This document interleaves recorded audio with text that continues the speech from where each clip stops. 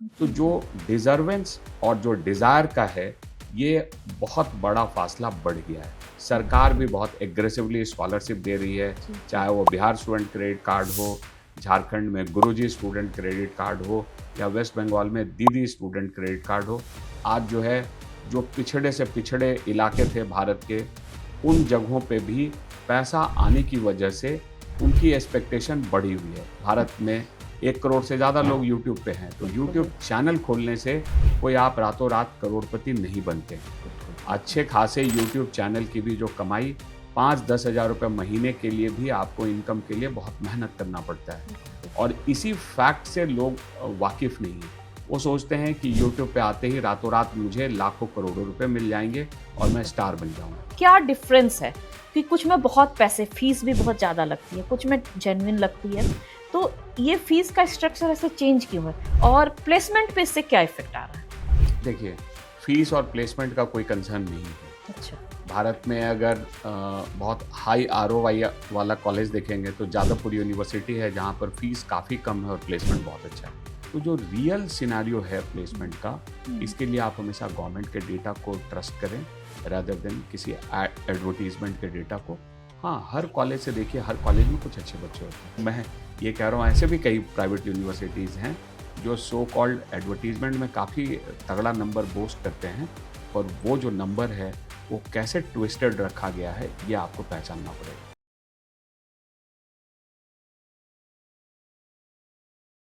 नमस्कार, एक बार फिर से आप सभी का स्वागत है टी टॉक विथ एसपी में।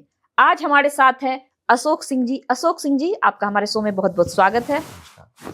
अशोक सिंह जी के बारे में पहले मैं थोड़ा सा बता दूं, फिर ये अपने बारे में आपको खुद बताएंगे। अशोक सिंह जी बोर्ड मास के एमडी और सीईओ हैं। ये कैरियर रिलेटेड सबको काउंसलिंग करते हैं। आप सबको भी कभी भी कैरियर से रिलेटेड किसी भी चीज की जरूरत हो तो ये आपके साथ हैं। अशोक जी, सबसे पहले हमारे दर्शक आपके बारे में जानना चाहते हैं कि आप संक्षेप में बताएं कि आप अभी क्या कर रहे हैं और कैरियर रिलेटेड क्या क्या चीजें कर रहे हैं। जी। और उसके बाद आप थोड़ा सा अपनी जर्नी, अपने स्कूलिंग, वहाँ के संघर्ष, क्योंकि आज के बच्चों को जी, और इवन मुझे लगता है आज के पेरेंट्स को भी जी, संघर्ष को जानना बहुत जरूरी है। बहुत ज़रूरी। सबसे पहले बहुत-बहुत धन्यवाद श्वेता आपका, और आपके इस टी टॉक विथ एसपी का। तो टी टॉक विथ एसपी को ज़रूर सब्सक्राइब कर लें। और देखिए, मैं अपने बारे में अगर आपको संक्षेप में बताऊं, तो मैं अभी एक BODMAS education services private limited ये कंपनी चलाता हूँ। और ये कंपनी बच्चों के करियर रिलेटेड सारे ही प्रॉब्लम को सॉल्व करती है।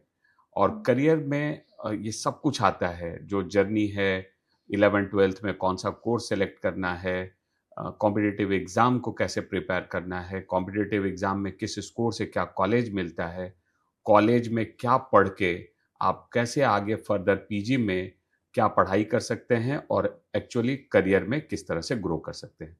तो ये सारा काम BODMAS education services private limited करता है। और इसके अलावा भी और भी कुछ कंपनी है जहाँ पर मैं लोगों को डिजिटल मार्केटिंग और प्रोडक्ट प्रमोशन, इसके बारे में भी काम करता हूँ। वो जो दूसरी कंपनी है उसका नाम lead elevate solutions private limited है। श्वेता ने जैसे कहा, जो बचपन, संघर्ष और यहाँ तक पहुँचने की जर्नी, सबसे पहले देखिए, आपको खुद समझना होता है कि आप किस काम के लिए बने हैं। जी, क्योंकि बिल्कुल, हर कोई किसी न किसी काम के लिए बना है, तो आपको ये बिल्कुल, समझना होता है आप कौन से काम के लिए बने हैं।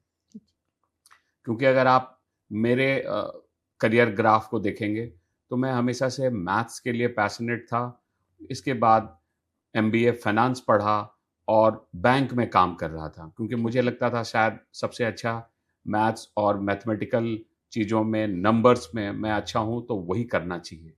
लेकिन बाद में रियलाइज़ करता हूँ कि नहीं, जो स्टूडेंट्स हैं, और जो स्टूडेंट सबसे ज़्यादा जो कन्फ्यूज़ स्टूडेंट्स हैं, जिनको खुद नहीं पता होता है कि वो आखिरकार कौन-सी चीज़ में अच्छे हैं, उसको समझना, उनको काउंसल करना और उनको डायरेक्शन देना, शायद ये काम मैं सबसे ज़्यादा पसंद करता हूँ। ये मैंने रियलाइज़ किया, और ये रियलाइज़ किया करीब 2008-9 में। उसके बाद से coaching institute, engineering college, hotel management college, globally मैंने कई कंट्रीज़ में ट्रैवल किया, medical education, engineering education, management education, किस तरह से यूनिवर्सिटी पढ़ाती है, क्या करती है, ग्लोबली स्टूडेंट किस तरह से सोचते हैं, सिर्फ इंडिया ही नहीं, बाहर की कंट्री में भी बच्चा कैसे सोचता है, पेरेंट कैसे सोचता है, और जो ये एक्सपीरियंस गेन किया है, उसी से अब मैं जिन बच्चों की भलाई कर सकता हूँ, उनकी भलाई कर रहा हूँ। जी, आपने बहुत अच्छी बात की कि बच्चे और पेरेंट्स कैसे सोचते हैं, कैसे कर रहे हैं। तो मैं आगे और कोई सवाल से, क्योंकि अभी ये बहुत ही ज़्यादा हर जगह होने लगा है, तो आप चूँकि करियर काउंसलिंग भी करते हैं, हर चीज़ से जुड़े हैं, तो एक बहुत ही अहम सवाल है कि आजकल क्या है ना कि पेरेंट्स की एक्सपेक्टेशन भी बच्चों से कहीं न कहीं बढ़ गई है और बच्चों की एक्सपेक्टेशन भी। यहाँ तक कि मैं देखती हूँ कि कई घर ऐसे हैं, जहाँ बच्चे भी अब सेटल हो गए हैं, पेरेंट्स भी सेटल है। मतलब फंड इशू या फाइनेंशियल इशू ऐसा प्रॉब्लम अब नहीं नजर आता है, फिर भी ऐसे घर में कुछ ऐसी घटनाएं हो जा रही हैं। मतलब इसके पीछे आप किस चीज को, आज के कल्चर को या आज के लाइफ स्टाइल को, कि बच्चे इतनी बिजी हो गए हैं कि पेरेंट्स रिटायर हो गए तो उनको टाइम नहीं दे पा रहे हैं, ये सारे इश्यूज हैं, ये क्या कारण है? देखिए, जो सबसे बड़ा कारण है, अगर साइकोलॉजिकली उसको एनालाइज करें, तो लोग अपने आप को लेके एक्सपेक्टेशन बहुत ज़्यादा रखने लगे हैं और वो सच को नहीं देखते हैं और एक्सपेक्टेशन बहुत हाई रखते हैं। अब मैं आपको एक एग्जांपल से समझाता हूँ, सबसे पहले स्टूडेंट्स के और उसके करियर को लेके, कि इंजीनियरिंग के लिए भारत का एक इम्पॉर्टेंट एग्ज़ाम है JEE main. JEE main exam में हम्म, अगर आप ठीक से देखेंगे हम्म, तो 15-16 लाख स्टूडेंट अपीयर होते हैं जी बिल्कुल और बिल्कुल। अगर 90 परसेंटाइल हम्म, 90 परसेंटाइल के लिए आपको सिर्फ 80 से 100 नंबर लाने की ज़रूरत होती है आउट ऑफ 300। बिल्कुल। तो मतलब आप समझिए कि जो सिर्फ 10% बच्चा है, मैंने अभी पहले परसेंटाइल बोला था, अभी परसेंट, सिर्फ जो 10% बच्चा है, अगर 15 लाख तो सिर्फ 1.5 लाख ऐसा बच्चा है भारत में जो जेईई मेन के एग्जाम में 80 से 100 नंबर ला पाता है आउट ऑफ 300। 80 से 100 नंबर का मतलब है 20 से 25 सवाल सॉल्व कर पाता है, 25 फिजिक्स केमिस्ट्री और हाँ, मैथ्स के प्रॉब्लम में से। जी तो जी। आप ये समझिए कि अगर आप 30 से 33% सिर्फ स्कोर करने वाले स्टूडेंट सिर्फ 10% हैं, लेकिन एक्सपेक्टेशन जो है वो हर बच्चा चाहता है कि उसकी पहली नौकरी उसे 50 लाख 1 करोड़ की मिले और पेरेंट भी ऐसा चाहते हैं। तो जी जो जी। डिजर्वेंस और जो डिजायर का है, ये बहुत बड़ा फासला बढ़ गया है।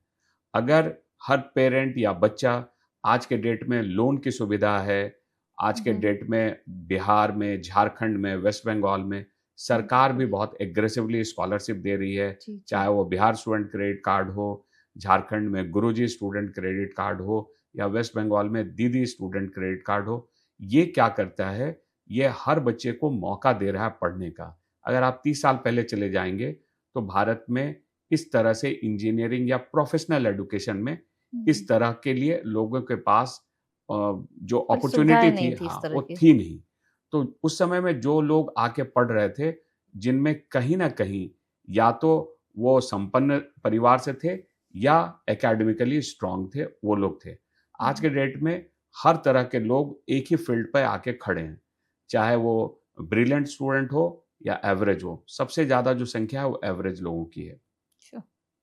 और अगर एवरेज स्टूडेंट आके एक प्लेटफॉर्म पे खड़ा है, तो ऑब्वियसली हमने उसके एक्सपेक्टेशन को बढ़ा दिया है, लेकिन उसको सही डायरेक्शन देना और उसको सही स्किलिंग और रियलिस्टिक फ्रेम में आके कि उसे क्या करना चाहिए। अगर आप किसी एवरेज कॉलेज से हैं, तो आपको ये हमेशा प्रयास करना चाहिए कि 4 साल पढ़ाई में बहुत ज़्यादा समय दें, प्लस कहीं पर भी जहाँ आपको ज़्यादा सीखने को मिले, उसमें एंटर करें। जहाँ आपको सबसे ज़्यादा सैलरी मिले वहाँ नहीं, जहाँ अच्छा। सबसे ज़्यादा लर्निंग अपॉर्च्युनिटी हो वहाँ एंटर करें। और ये जो चीज़ है वो मिसिंग है स्टूडेंट की तरफ से। अब ऐसे ही हम दूसरे फील्ड में भी अगर देखें, आज जो है, जो पिछड़े से पिछड़े इलाके थे भारत के, उन जगहों पे भी पैसा आने की वजह से उनकी एक्सपेक्टेशन बढ़ी हुई है। मैं हाउसवाइफ, जो जो लोग कोई भी काम कर रहे हैं, सब चाहते हैं। अगर एक यूट्यूबर के तौर पे भी आपको बोलूँ, जो लोग यूट्यूब में हैं, भारत में 1 करोड़ से ज़्यादा लोग यूट्यूब पे हैं, तो बिल्कुल यूट्यूब चैनल खोलने से कोई आप रातों-रात करोड़पति नहीं बनते हैं। बिल्कुल बिल्कुल। अच्छे खासे यूट्यूब चैनल की भी जो कमाई 5-10 हज़ार रुपए महीने के लिए भी आपको इनकम के लिए बहुत मेहनत करना पड़ता है। बिल्कुल बिल्कुल। और इसी फैक्ट से लोग वाकिफ़ नहीं हैं। वो सोचते हैं कि यूट्यूब पे आते ही रातों रात मुझे लाखों करोड़ों रुपए मिल जाएंगे और मैं स्टार बन जाऊंगा। बिल्कुल ये बिल्कुल। फैक्ट नहीं है। यही जो फैक्ट और जो ड्रीम, इसके बीच का जो डिफरेंस है, ये क्रिएट करता है आपके अंदर में डिप्रेशन। आप सोचते हैं कि अरे मैंने मेहनत किया, मुझे नहीं मिल पा रहा है, दूसरे ने जरूर कुछ सेटिंग किया होगा। ऐसा नहीं है, आपने मेहनत कम किया है। ये जो सच्चाई, इसको एक्सेप्ट करने के लिए, जहां आपने इसको एक्सेप्ट कर लिया तो आप खुश रहेंगे, आप रियलिस्टिक होंगे। जैसे ही आप रियलिस्टिक होंगे तो आप न तो घबराएंगे और न ही आप किसी भी तरह के गलत स्टेप को लेंगे। अच्छा, अभी आपने ये बोला कि एक्सपेक्टेशन होती है इंजीनियरिंग मेडिकल कॉलेज में आ रहे हैं, तो नॉर्मल क्या है कि जो आईआईटीज या बहुत सारे और भी मेडिकल कॉलेज भी हैं और इंजीनियरिंग कॉलेज भी, private medical college, private engineering college, तो मतलब इसमें मैं चाहती हूँ कि आप बताएं दर्शकों को कि क्या डिफरेंस है, कि कुछ में बहुत पैसे, फीस भी बहुत ज्यादा लगती है, कुछ में जेन्युइन लगती है, तो ये फीस का स्ट्रक्चर ऐसे चेंज क्यों है और प्लेसमेंट पे इससे क्या इफेक्ट आ रहा है? देखिए, फीस और प्लेसमेंट का कोई कंसर्न नहीं है। अच्छा। भारत में अगर बहुत हाई आरओआई वाला कॉलेज देखेंगे तो जादवपुर यूनिवर्सिटी है, जहाँ पर फीस काफ़ी कम है और प्लेसमेंट बहुत अच्छा है। तो फीस का इससे लेना देना नहीं है प्लेसमेंट से। अब आते हैं कि यस, प्राइवेट कॉलेजेस की फीस लगातार बढ़ रही है और फीस सिर्फ जो है या प्राइस हमेशा सिर्फ डिमांड और सप्लाई के इक्वेशन पे चलता है। इंजीनियरिंग में डिमांड कम हो गई थी, लेकिन वापस से इंजीनियरिंग में डिमांड जो है अब आ चुकी है, तो फीस जो है कॉलेजेस की बढ़ रही है। आज आप 5 lakh 6 lakh private universities fees charge कर रहा है पर ईयर, ट्यूशन फीस केवल। तो आप ओवरऑल देखेंगे तो आज इंजीनियरिंग पढ़ने पे भी आपको 25 से 30 लाख रुपए इंक्लूडिंग हॉस्टल अच्छी यूनिवर्सिटीज, प्राइवेट की यूनिवर्सिटीज चार्ज कर रही हैं। अब जब प्लेसमेंट का सीन है जी। तो मेरे YouTube चैनल पे भी मैंने ये बताया, और ये कोई डेटा ऐसा नहीं है कि मैं कहीं से अपने कह रहा हूँ कि मैं ये डेटा बता रहा हूँ। आपको NIRF जो हमेशा पब्लिश करता है, उसके प्लेसमेंट के स्टैट्स को जाके खंगालें। भारत में 100 भी ऐसे कॉलेज नहीं है, इंक्लूडिंग गवर्नमेंट प्राइवेट, जहाँ का मीडियन सैलरी 5 लाख से ज़्यादा हो बीटेक में। 100 भी कॉलेज नहीं है। तो ये आपको सोचना है। 5 lakh annually? 5 lakh annually median salary, 100 college की भी नहीं। मतलब जो आईआईटी से निकल रहे हैं बच्चे, तो उनकी एनुअल पैकेज क्या ये 5 लाख 7 लाख में जा रही है? नहीं, देखिए, जो आईआईटीज में भी हमारे यहाँ जो टॉप कैटेगरी आईआईटी है जो 2000 से पहले खुले, जिसमें दिल्ली है, चेन्नई है, बॉम्बे है, खड़गपुर है, गुवाहाटी है, रुड़की है, तो जो पुराने आईआईटीज हैं, और उसके अंदर में भी जो कंप्यूटर साइंस का जो प्लेसमेंट है वो काफ़ी बढ़िया है। उसमें अगर आप देखेंगे तो मीडियन आके 18 लाख 20 लाख होगा, वहाँ का एवरेज पैकेज जो है करीब 20 लाख के आसपास में रहेगा। लेकिन जो नीचे के आईआईटीज हैं, जो अभी नए स्टार्ट हुए हैं, जहाँ अभी इंफ्रास्ट्रक्चर बहुत अच्छा नहीं है, वहाँ से भी आप जो मीडियन सैलरी उम्मीद कर सकते हैं वो 10 लाख की उम्मीद कर सकते हैं कंप्यूटर साइंस में।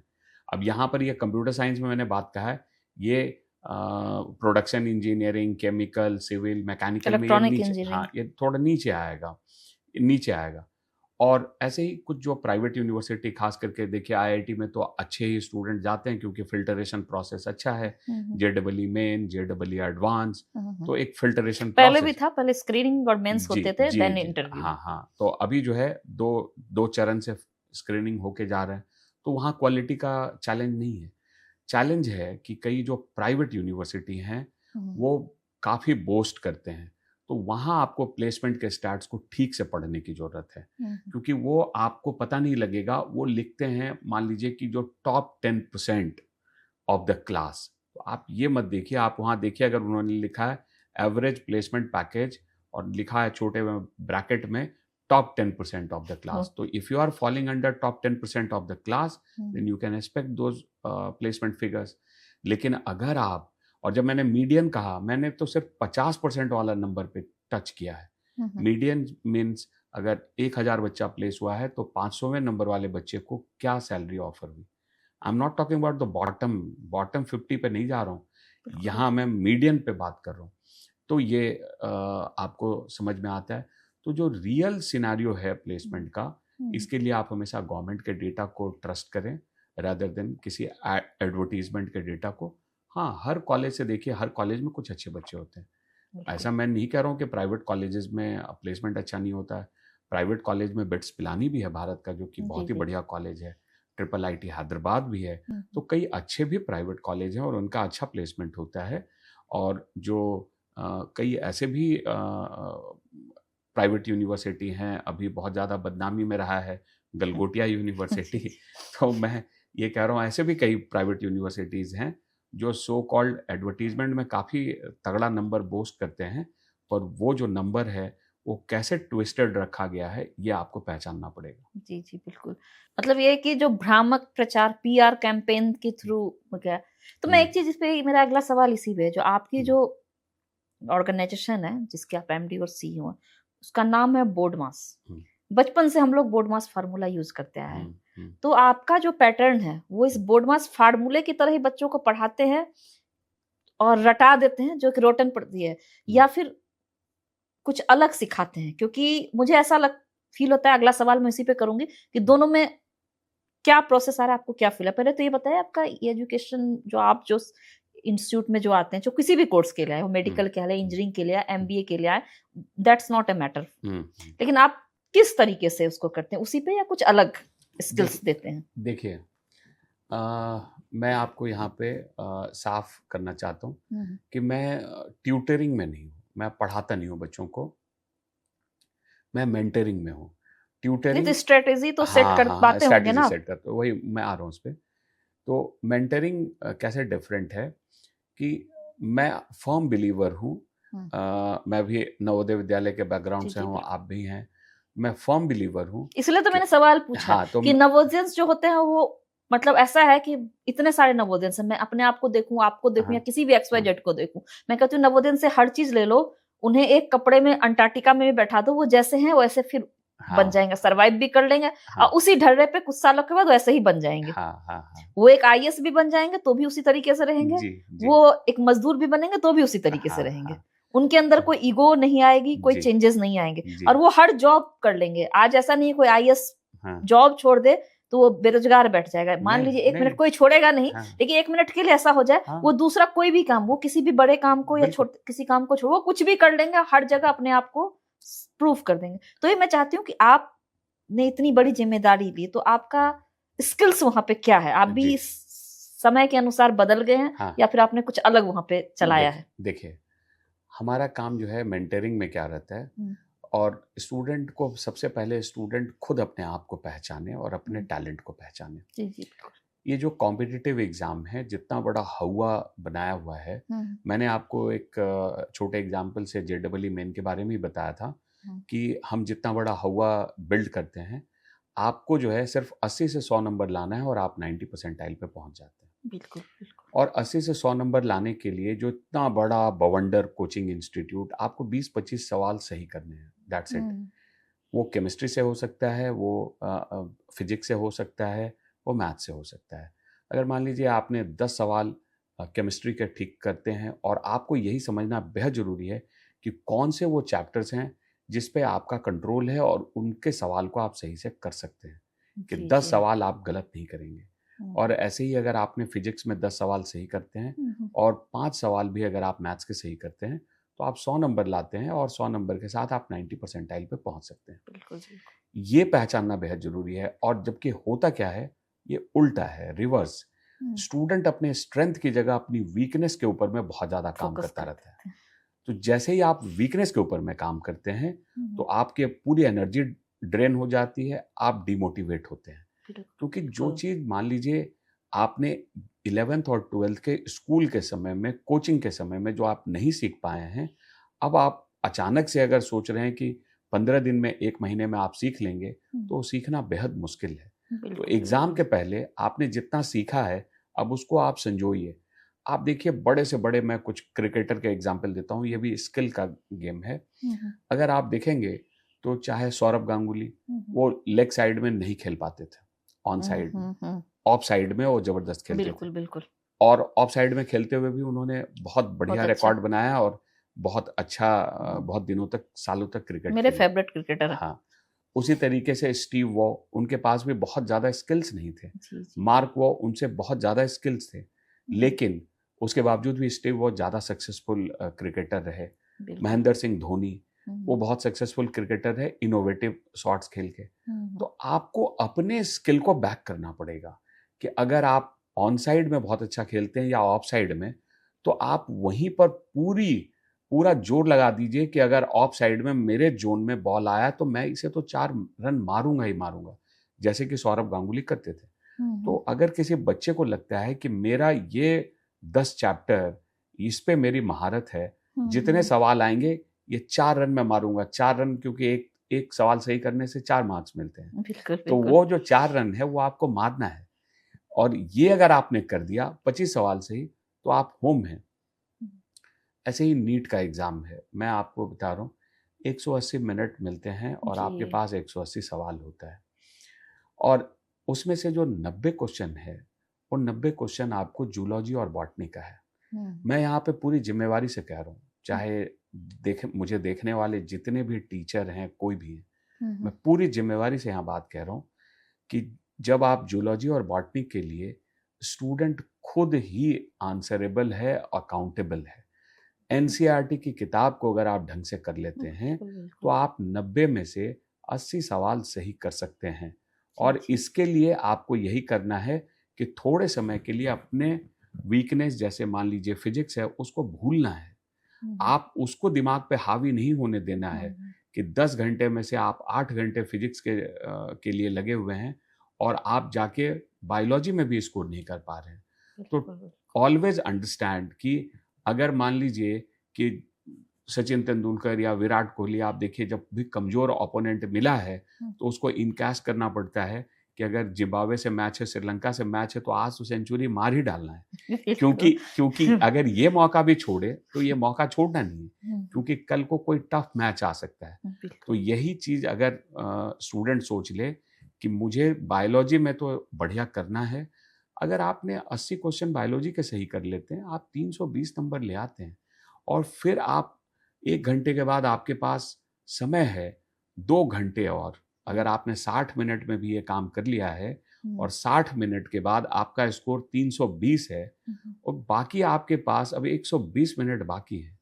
उसमें आपको जो जो चैप्टर सही से आता है, और ये भी मैं बहुत यहाँ जिम्मेवारी से आपके चैनल पे यहाँ पे बोल रहा हूँ, जो पेरेंट या स्टूडेंट देख रहे हैं इसको, कि आपको वहां पर भी जाना है, केमिस्ट्री में भी उसको भी ब्रेक कीजिए कि ऑर्गेनिक अगर अच्छे से आता है, ऑर्गेनिक पे फोकस्ड हो जाइए। अगर इनऑर्गेनिक नहीं समझ में आ रहा है तो अभी उसको छोड़ दीजिए, लेकिन जो आ रहा है उसको मैक्सिमाइज कर डालिए। ये करना आपको बेहद जरूरी है। अगर स्टूडेंट इस स्ट्रैटेजी को सही से कर ले, जैसे जब आप इंडिया टीम में कोई खिलाड़ी आता है तो कोई खराब नहीं होता है। इंडिया टीम में किसी का सिलेक्शन हुआ तो अच्छा ही प्लेयर है, लेकिन हर कोई सचिन तेंदुलकर या विराट कोहली नहीं हुआ है। सिर्फ टैलेंट ही नहीं, टैलेंट के अलावा भी discipline, planning, strategy, focus, continuity, अगर इस पे अगर स्टूडेंट टिका रहा तो वो डेफिनेटली अच्छा स्कोर कर सकता है कॉम्पिटिटिव एग्जाम में, इररेस्पेक्टिव कि कोई फिजिक्स में उससे ज्यादा टैलेंटेड है, वो है, उससे कोई फर्क नहीं पड़ता है। आप मैक्सिमाइज कर लीजिए ना अपने बायोलॉजी और केमिस्ट्री के मार्क्स को।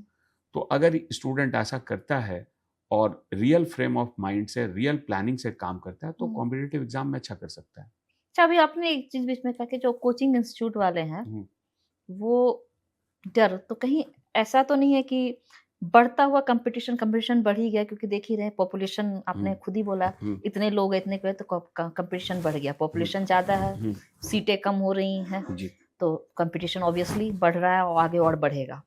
तो बढ़ते हुए कंपटीशन और जो डर बच्चों के अंदर, पेरेंट्स के अंदर, कहीं इसी फियर और कंपटीशन को वो अपना सेल्स टूल बना के तो सारे कोचिंग्स वाले उसको यूज तो नहीं कर रहे पेरेंट्स और बच्चों को। इसके बारे में आपकी क्या राय है? अभी हाल में देखिए सुर्खियों में भी आई थी फिटजी वगैरह, काफी सारे कोचिंग्स। नहीं, आपने यहाँ पे बिल्कुल सही मुद्दे को कहा है। देखिए, ये जो है ना, फियर सेलिंग ही है, या तो ड्रीम सेलिंग है या फियर सेलिंग है। ड्रीम सेलिंग ये है कि आप जो है गांव के बच्चों को, गांव के पेरेंट को, जिनके बच्चे में क्षमता नहीं के बराबर है, मैं इसलिए कह रहा हूँ नहीं के बराबर है, क्योंकि मान लीजिए कि कोई पहली अटेम्प्ट में नीट का एग्ज़ाम लिखता है, और यहाँ पर मैं किसी को भी कोई डीमीन नहीं कर रहा हूँ, क्योंकि कई बार पेरेंट जो है, I am just talking numbers कि क्या रियलिस्टिक है। मैं यहाँ पर हाइपोथेटिकल, अभी जैसे मान लीजिए कि कंटिन्यूअस कांग्रेस के का अच्छा सीट नहीं आ रहा, मैं यहाँ पे बोल दूँ कांग्रेस तो 400 ले आएगा, ये उसी टाइप का हाइपोथेटिकल बात है। तो वैसे ही जब स्टूडेंट जो है, मान लीजिए कि अगर 150, 200, 100 नंबर क्वालिफाई नहीं कर रहा है, या 150, 200 नंबर लाने में स्ट्रगल कर रहा है, तो थोड़ा डीप डाउन एनालिसिस कीजिए। कोचिंग नहीं करेगा, आपको करना है, आप कीजिए। बच्चे के साथ लगातार कुछ टेस्ट बच्चे के साथ दीजिए, और वो जो आपकी एनालिसिस है, जो असेसमेंट है, फिर कॉल लीजिए कि क्या कोचिंग सोल्यूशन है, या फील्ड बदलना सोल्यूशन है, या स्टूडेंट को सही मेंटरिंग की ज़रूरत है। मतलब किसी का अगर स्कैटर्ड अप्रोच है, क्योंकि हर किसी के लिए एक फॉर्मूला नहीं है। कोई बच्चा जो है सिर्फ फिजिक्स के जाके सवाल करके आया है, और मान लीजिए 180 नंबर जो फिजिक्स है उसमें 130 नंबर किया है, बायोलॉजी उसने कंप्लीट छोड़ दिया है, और केमिस्ट्री में उसने 4-5 सवाल सही किए हैं, तो उस स्टूडेंट पे काम किया जा सकता है, क्योंकि उसमें टैलेंट है।